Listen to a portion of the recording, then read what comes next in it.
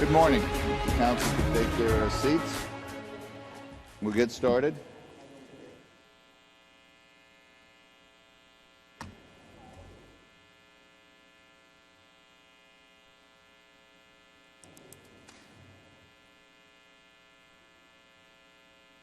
All right. Good morning. It is Wednesday, August 13th, 2014. Welcome to the Dallas City Council agenda meeting for today. Call this meeting to order. To begin with, we will... Albert Navafar is your final speaker this morning.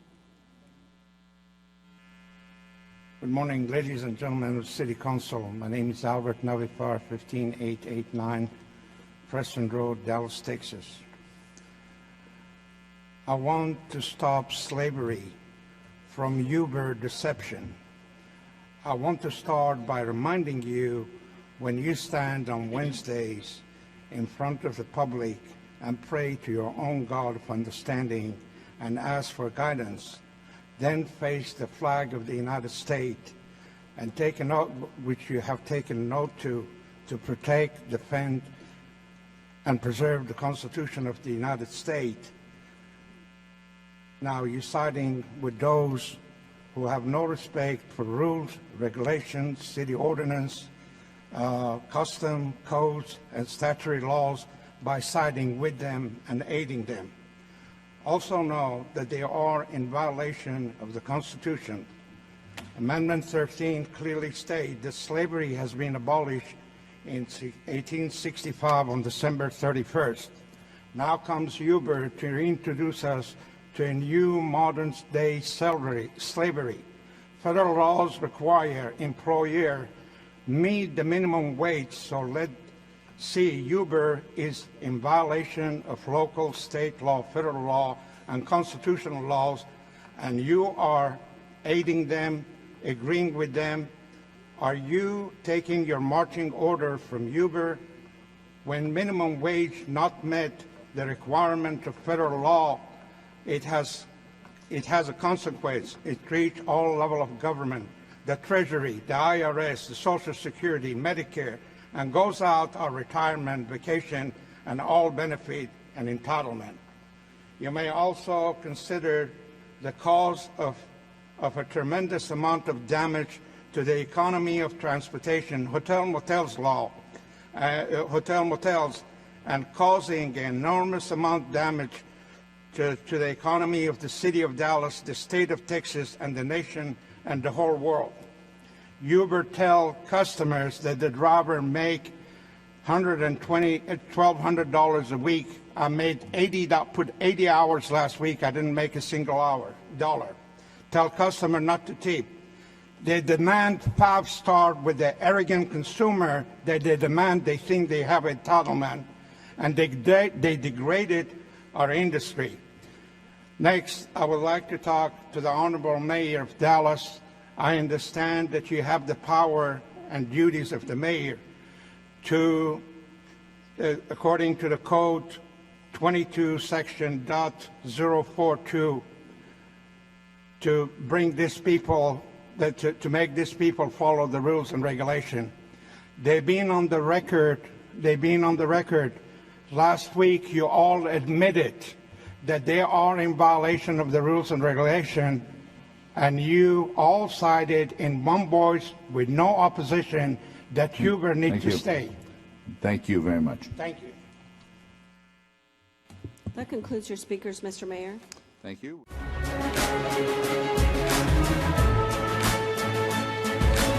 Good morning. It's 9:10 a.m. Wednesday, September 17th, 2014.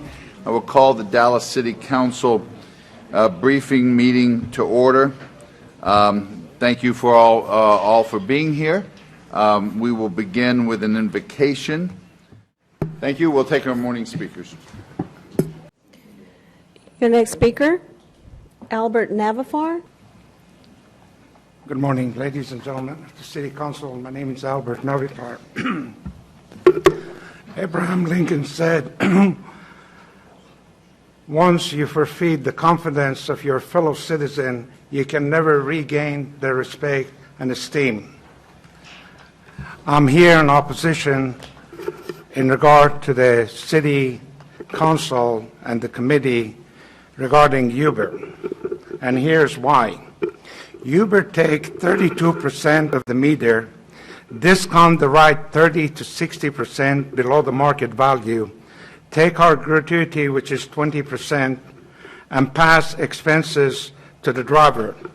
Next, you had abused your discretion for letting Uber deregulate the industry and saturate the market with drivers without any permit. That comes across to those in the business as an insult, as we who paid our dues being violated yet comply with the rules. Everyone wants to hear the truth, but in truth there is more to the story.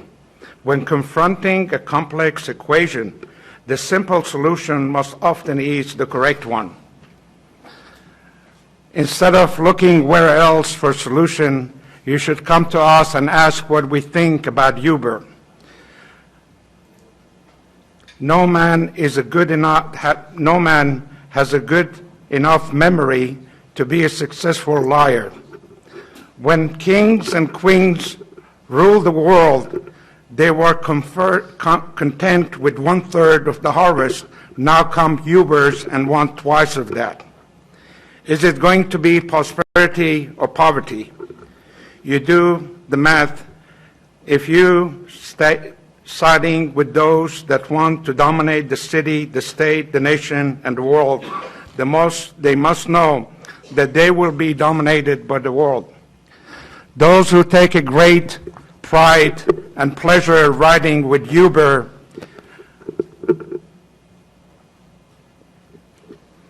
they are not paying their fair share without remorse and taking a great joy in misery of those who serve them and their ego. Where I come from, they say, I'd rather have a wise enemy than ignorant friends. You may want to ponder and find out the intelligent application behind it. I have a question for those who lead us to the right decision. 3 years we stood on the sideline to waiting for your decision. Now I have a message for Uber. There will be $1 trillion for them on the table if they take their hand off of my pocket. I can have a solution for the City Council. I have a solution for Uber, how to make money if they don't want to dominate the world. And I have a good solution for our industry. Thank you. Thank you. Okay, it's can everybody, all the council come to see Jerry, Alan? Let's go. Get started. It's 9:11. Good morning. Welcome to the Dallas City Council meeting. Rosa. Thank you, Mr. Mayor. We're going to now move to your morning speakers. Your first 5 registered speakers are Richard Sheridan, William Hopkins, Carter Jeeb, Sabrina Brenham, and Sandra Crenshaw. Thank you. Your next speaker, Carter Jeeb. Good morning, ladies and gentlemen of the City Council. My name is Carter Jebb, 8650 Southwestern Boulevard, Dallas, Texas. I'm here to speak the truth about the Uber deception. Truth is a rare commodity these days.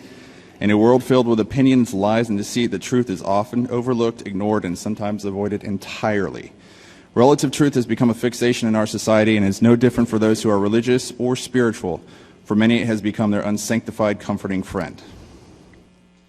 Evidence and facts are and should be a friend when we are pursuing the truth, but all too often they become enemies when one does not want to acknowledge or embrace them. Too many people react and get angry when such facts are presented to them. They refuse to hear it, and so they make a poor decision based upon incomplete information. There are currently 13 lawsuits filed against Uber in the great United States. Uber is directly involved in every aspect of our industry, yet they claim they are a tech company. When these facts and evidence are overlooked by our own representatives, then there is something terribly, terribly wrong. My question to you today, 2 of them, is why are you so involved in defending Uber? My second question is, 15 city council members needed years to find a scientific equation to deliver a verdict. Why?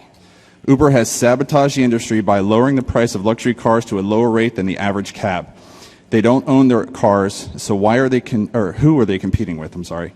According to regulation, they are in violation, but you are giving them a green light to operate, not to mention UberX, they don't even have insurance. Why not simply app on, app off? Uber sabotaged the industry by lowering the price of luxury cars to a cab rate, yet wants 5-star service and newer cars. And so, we need to let you know that we are not in the business of giving handouts. We are in the business to make a profit. If the rest of the City Council believes the only condition to being in the business is for charity by defending and promoting Uber in the city, then that explains it all. We take that as you having no respect for those who pay their dues and complying with regulations. And you may see us as your property and nothing else. That alone is an insult to all of us in the industry. So then you want us to offer handouts to the well-to-do and the unfortunate? You may consider subsidizing the industry for us to remedy your demand. If I understand correctly, you as representatives of the public have an obligation to legislate and enforce, not neglect your duties. It has taken 3 years with the idea of reinventing the wheel when all you had to do was enforce the rules, address this 3 years ago, and then find a solution and propose new regulation. And so I reiterate, we are here today to let you know that we are in the business of making a profit and a living, not providing handouts. Mr. Allen warned us that influence in this regard can be bought and sold. In closing, I hope you will consider our side and perhaps take a new perspective in reviewing this issue. We appreciate your role as representatives and know that you understand the importance of this industry and its workers' right to seek a living with it. Thank you for the opportunity to speak with you fine representatives today. Thank you. Thank you very much. Mr. Atkins, Yes. could I Ms. ask Grayson? him a question? Yes. Mr. Ms. G? Jett, come back, please. Yes, sir. All right, to the right. I'm Yes. over here. Could I ask you who you're with? You kept using the word we. Are you with a certain company or are you with a certain group? I refrain from asking any further questions. I have an expert witness to satisfy your inquiries. All right, thank Available. you.